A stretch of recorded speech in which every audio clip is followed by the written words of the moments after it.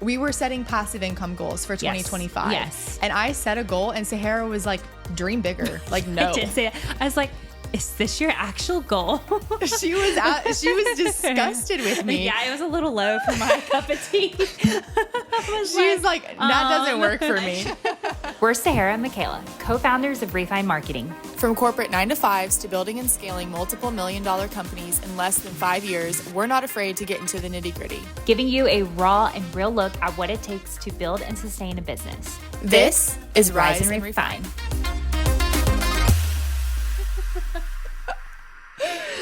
Okay, welcome back to Rise and Refine. I was gonna let you say the second part. We are exhausted.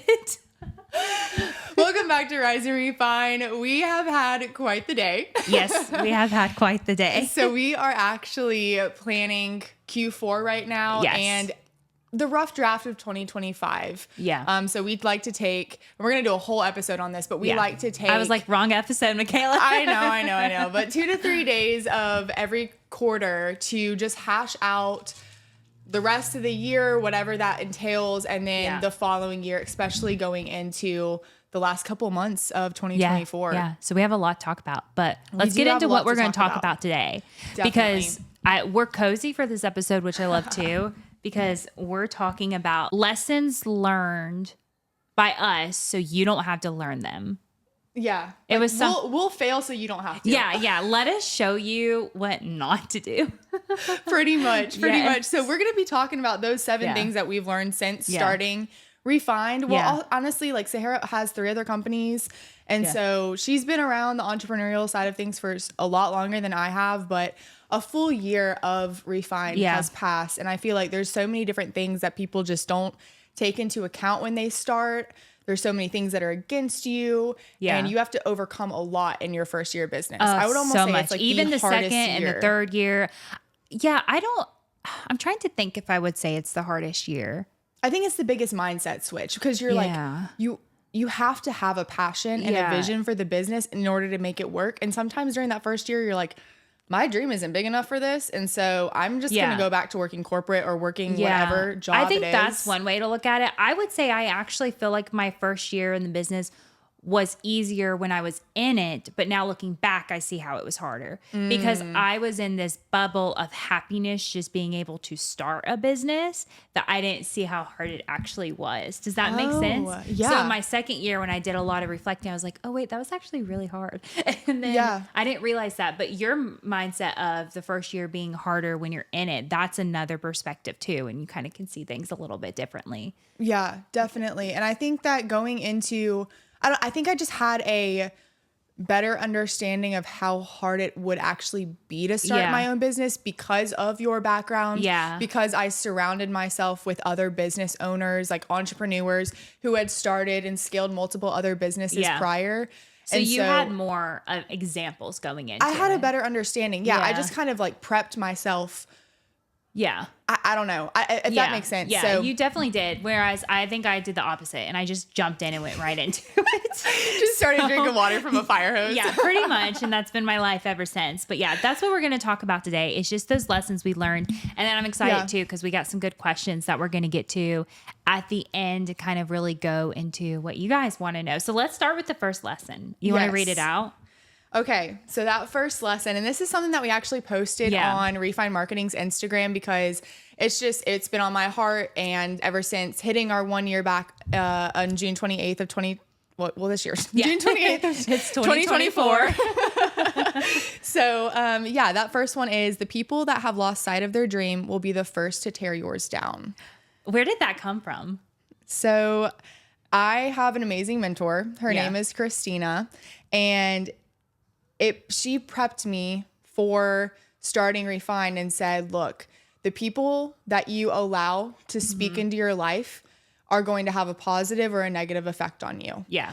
and you have to look at honestly what they have going on in their lives. You know, when we are little, we are taught to dream. We're taught that we can be whatever we want to be in life. Whether that's, you want to go be an astronaut, you're going to be like, oh my gosh, yes, like go after it. Like you can be an astronaut. I think we were all doctors. We all wanted to be doctors at one point, right? Yeah. I want to go to the moon. Yeah, whatever. That is an astronaut. You get my point of Keep reference. That in. But as we grow up and as we get into high school, when you say something like that, that might seem a little outlandish, that isn't a typical job. And what I mean by typical job, I think like engineering, a nurse, a teacher, you know, going into business. Those have become typical jobs. Not to pigeonhole anybody, but just to be very frank. When you go outside the norm of what you're taught, when you people go outside look at the it norm. differently. And yes, and people start to be like, I don't know if you can actually achieve that, or your skill set might be better for something else. Or in your case, hey, you went to college and got this degree. Don't let it go to waste. Exactly. Like go get a job and build yourself up the corporate ladder. Work up the corporate ladder from there. And I think it's very normal, and it's kind of become like the set path for you. And so when you decide to go out and do something on your own, the people that have lost sight of their dream, whether that maybe that was they wanted to be an architect one day and they love working with buildings, but now they work a desk office job and they're just kind of doing what they have to do. There's nothing wrong with that. Please hear me. Like there is nothing wrong with living that lifestyle. It just wasn't for me. I didn't want to be chained to a desk, working off somebody else's calendar on somebody else's time, on call whenever they needed me. Like that just wasn't what I wanted for myself and my family. You feel like you got a lot of negativity when you first decided to go into becoming a business owner your first year? Yes. Thankfully, a lot of it was not from my family. I have a very supportive family. My dad has kind of been an entrepreneur his whole life. He's a wildlife artist. And so I saw that growing up. Now, my mom works in corporate. She works in corporate manufacturing, working with manufacturers all over Western North Carolina. And so like I saw the grunt work and the hard work it takes to work up yourself up the corporate ladder, if you say. But again, like my parents were always there for me. However, we weren't always like, we couldn't just drop everything and go on vacation because mom had to take PTO. But going back to the question of the people that have lost sight of their dream will be the first to tear yours down. I think that it's very easy to get trapped into, well, that's not safe. Like that's not stable. Like you're trapped into this idea that you have to work in corporate or for another business or however you want to say, like, oh, I don't work in corporate, whatever. You work for somebody else. I didn't want to work for somebody else at the end of the day. And so the negativity will flood in from people who have lost sight of their childlike Well, I dream. think the lesson to learn here is to sometimes remember you have to cut out the noise. And you have to just go with your gut and listen to yourself.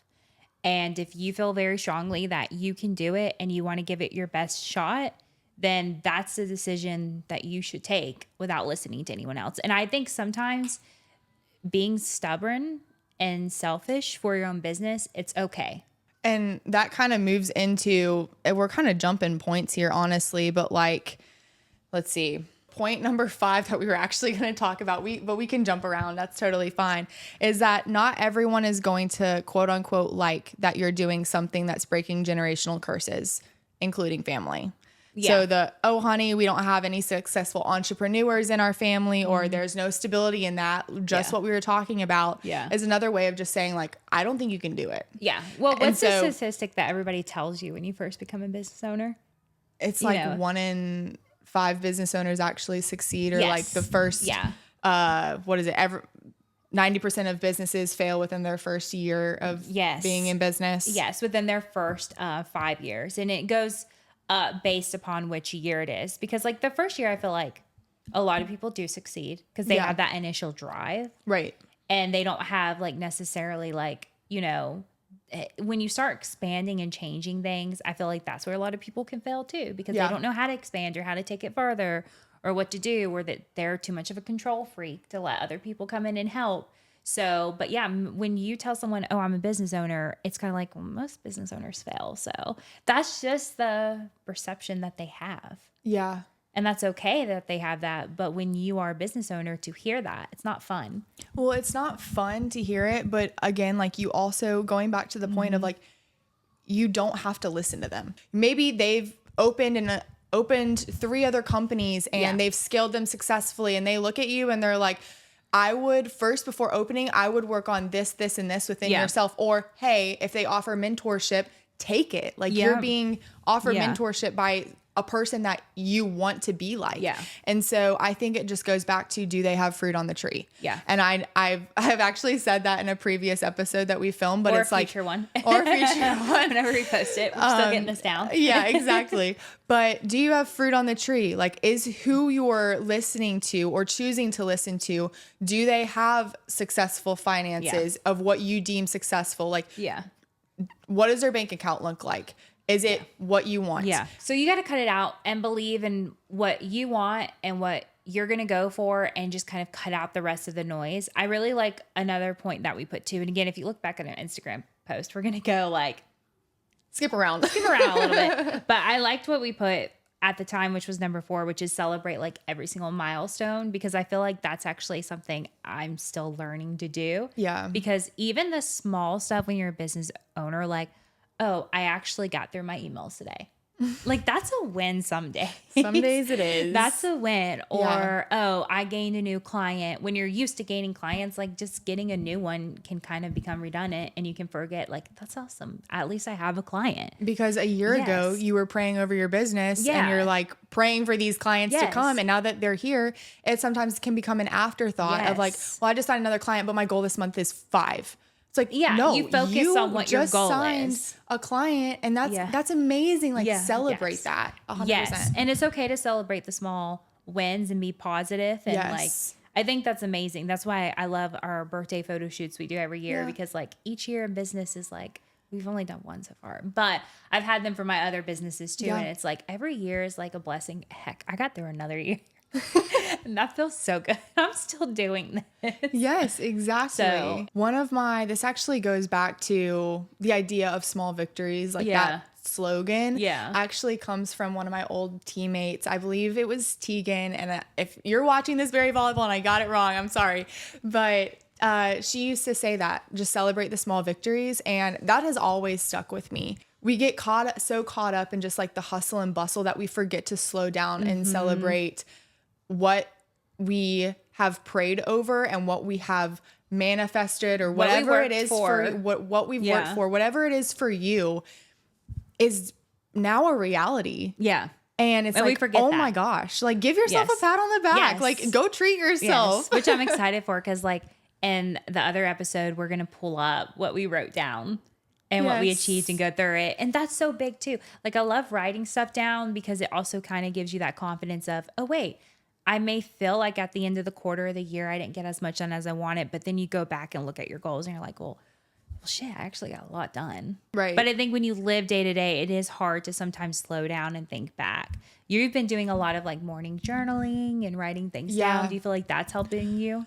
Definitely. Yeah. And my morning gratitude is simply just me thinking through the week, the day, or reflecting on the past day or the past week. And I'm very intentional of just coming forward and starting my morning with thank you for X, whatever that might be.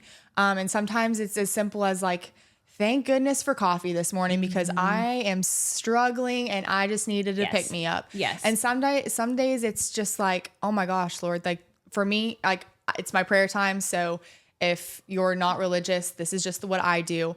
But for me, it's like, oh my gosh, thank you so much, Lord, for the opportunity to steward the community that you've blessed us with through Refined and now through this podcast. Yeah. Like, but you're intentionally thinking about those things. So it takes work is what we're saying. Like maybe the whole concept is being able to reflect and be grateful for the small things, is that it takes work to do that as well, but it's worth it.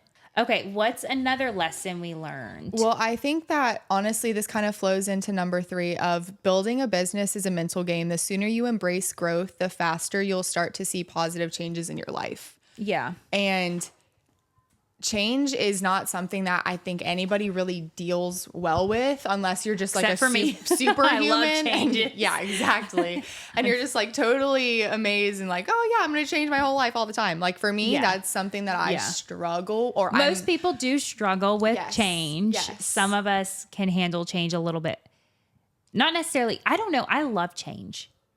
I love changing. I've grown to start to love it. change because I've had so much of it happen in my life the last 3 years, particularly. But I feel like, you know, a lot of business is mental because you can nail down your processes, you can nail your social media, but like if you aren't shaping your mindset, if you aren't continuously like renewing your mind each day, then you're just going to get stuck in a very stagnant kind of mundane, everyday, almost like you're looking at yourself doing the task, but you have no joy for doing them. Well, realistically, and we promised we'd be transparent, I don't feel fueled every single day. No. Because it's impossible. And you do reach burnout a lot being a business owner. But I think some days it's okay to also like mentally, if you're feeling drained, maybe just take it slower that day. Oh, definitely. But it's the mental game part I think comes in to getting out of that. Yes. What are you going to do to get out of that? Because that's what I mean. Yeah. Take a break, be in it, but now climb yourself out. And you literally texted me the other day about that because I was just overwhelmed. And I don't want to speak that over myself, but like sometimes you just get overwhelmed with client work and you're like looking at your to-do list and you're like, how the heck am I supposed to get this done? I can tell when you get overwhelmed. Oh, I know. I can read it. And I'm like, leave Michaela alone today. I'm like, do not call her. Sometimes it's simply just like one step is enough for me. Like just doing one thing at a time on your to-do list, slowly crossing them off. Like for me, I am very much a planner girl. I like my lists. And so I like to visibly see a check off or like a cross through line on an item. And if you didn't get anything checked off that day, you're like, oh my gosh. What is happening? What is happening? Yes. You're going to have days where you're down and you're frustrated, but if your vision isn't big enough to pull you out. Yes. Then you've got issues. Like well, that's when you really have to reprioritize and be like, okay, has my vision changed? Has my dream changed? Like, what does that actually look like for you? Because you have to be able to pull yourself out of that. You have to be honest with yourself. And it is a mental game. It's a straight up mental game. I think you have to know when to quit things too. I'm not talking about quitting your business. I'm talking about like sometimes we can put our time and energy into something new for our business, right? Because I've seen so many people like start a project that just wasn't going to pay off, but they were so deep in it that they didn't know how to climb. They wouldn't climb out because they didn't want to quit it.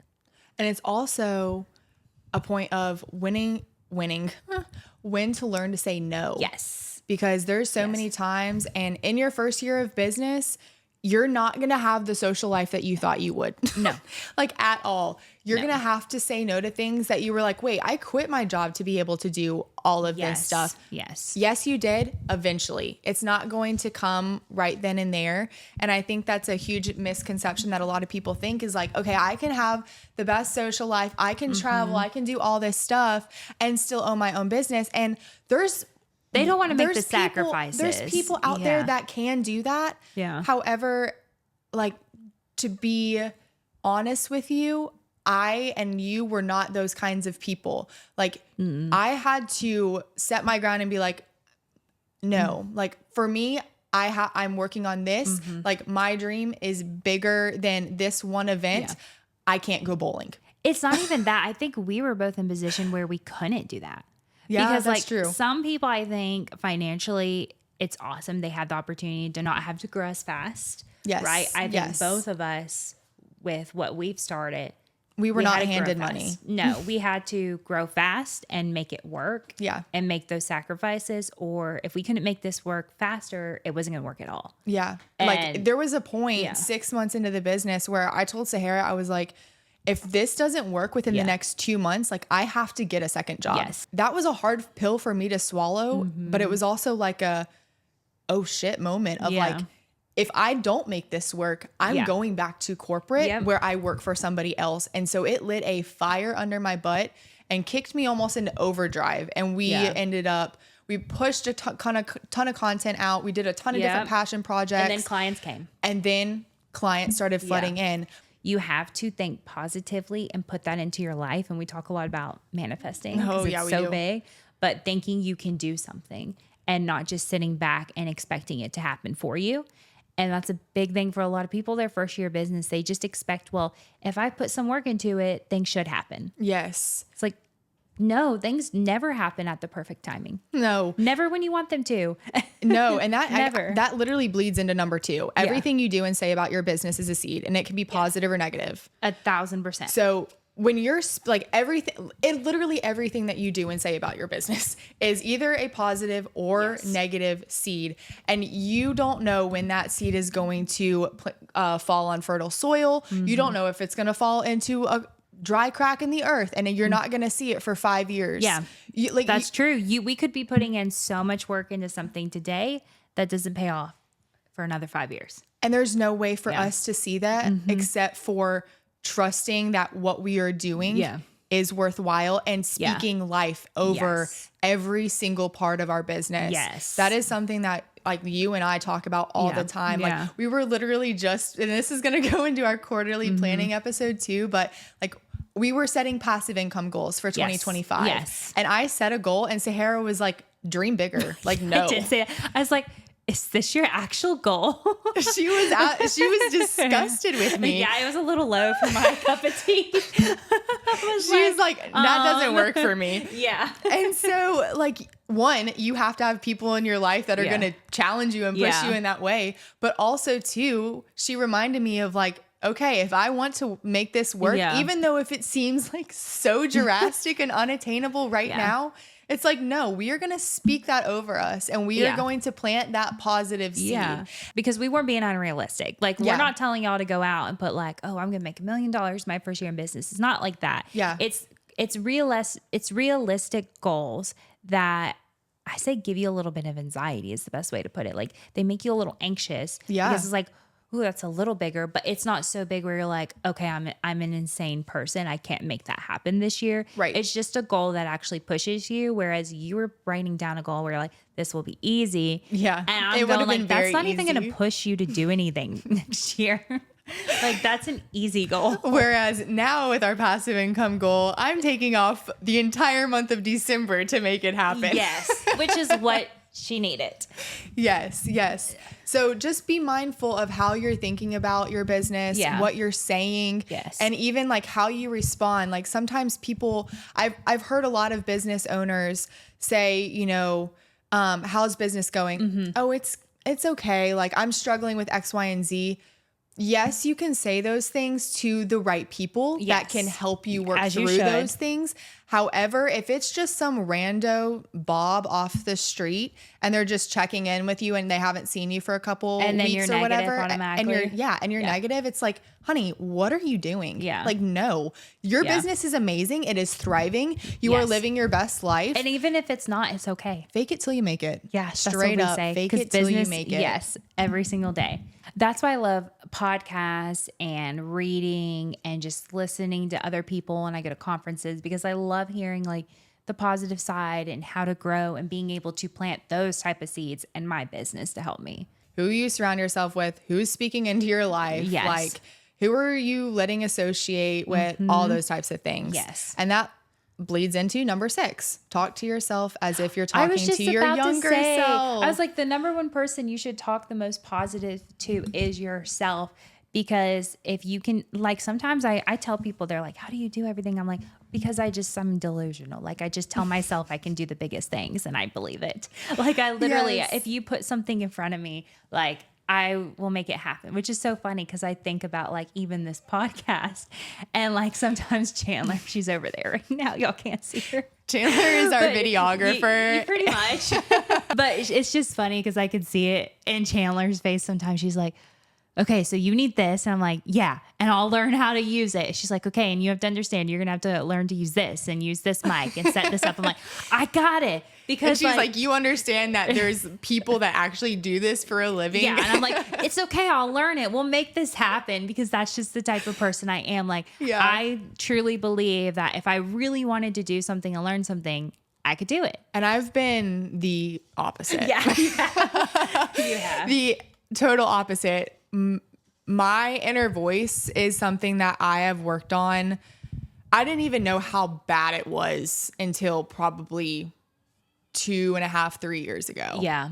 And that's when I had my like total breaking moment, total mental breakdown.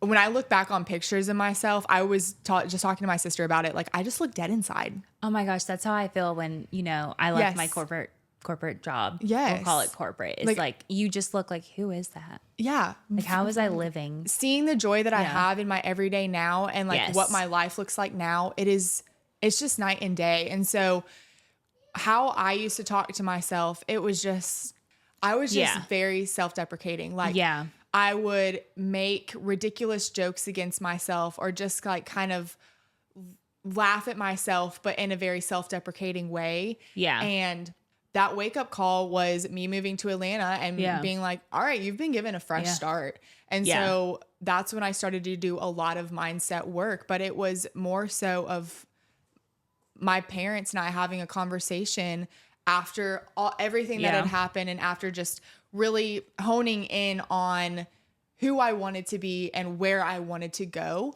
I always say this, even from when you started Refine, you had more faith in yourself, but you can still see a difference in the work in the beginning versus now and the way you are now versus how you were because you've worked on that still in the way you talk to yourself. And you're still working on it to this day, I think. Like the practical things that I changed to help talk to myself as if I was talking to my younger self, which is the whole point of this, is I changed who I surrounded myself with.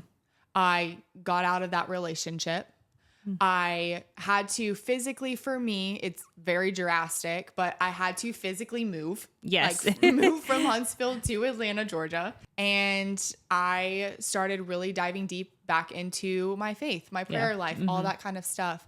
There are moments where I'm like, oh my gosh, you should have done better. Or like, you should have done this and you should have done that. I don't think that ever goes away. Like people call it the imposter syndrome too. And I feel like everybody struggles with that and it comes and goes. It's not like we can just get rid of it and then all of a sudden have the most confidence and always be that way. Right. I think it really comes in phases of lives. Yeah. Because you still have to go through getting married and having babies.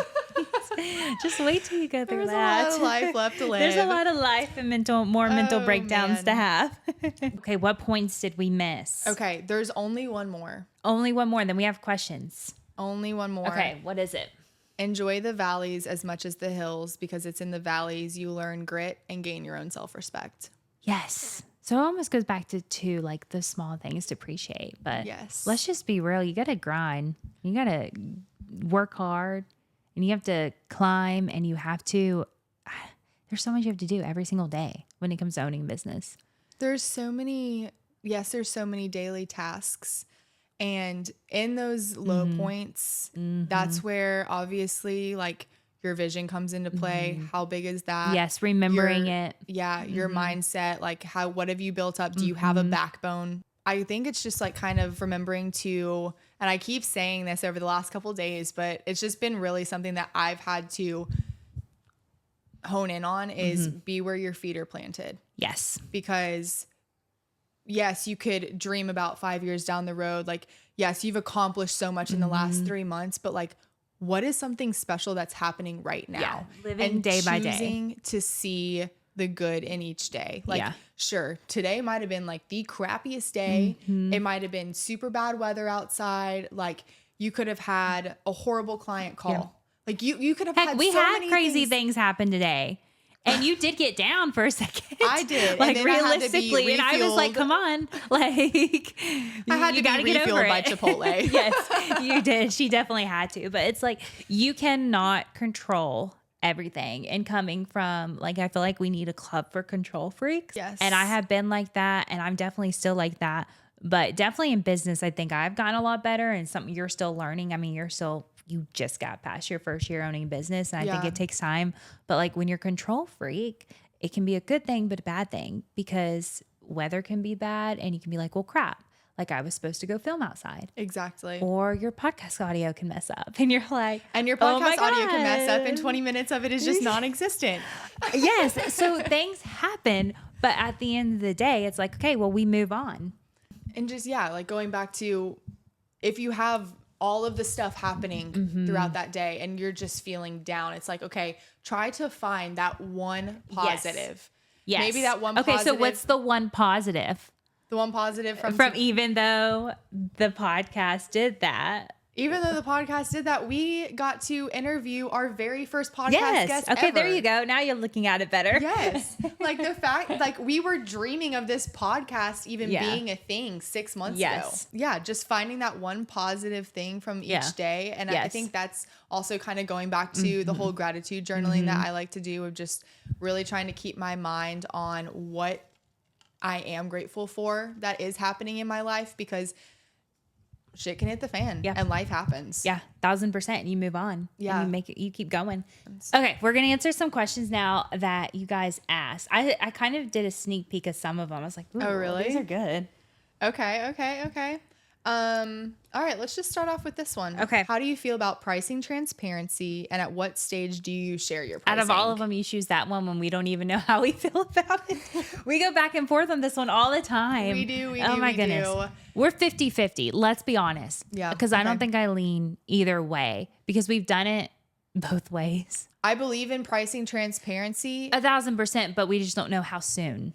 We're still figuring that process out. And that's going to be our honest answer. And I mean, like we could say like, yeah, pricing transparency, put it on your website. Yeah. It's not on our website right now. Well, yes, it's not. And here's there's pros and cons. Yes. What I love about it is that it's so transparent, obviously. Yes. What I don't like about it is that like, it's impossible for us to put on our website every little thing included in every little thing we do. Yes. And so we don't want someone to just look at a price and automatically just judge based on a number they see until they get the chance to at least talk to us and see the value. Yes, and see what goes into it and everything included with it. So we just like to meet with business owners. We do those free discovery calls to then go through pricing, and then we do pricing transparency on the call, because we want to learn, one, what they need, because we have different options, but two, we want to be able to tell them everything we do.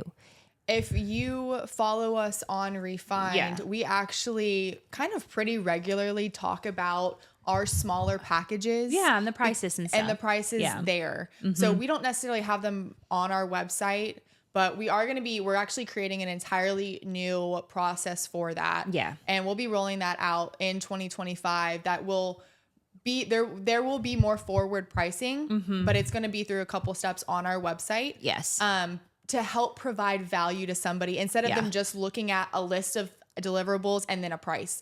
So I don't know. That's why we're 50-50. Yeah. That's where we're at with it. Yeah. That's pretty much what, Yeah. What's another question? Okay.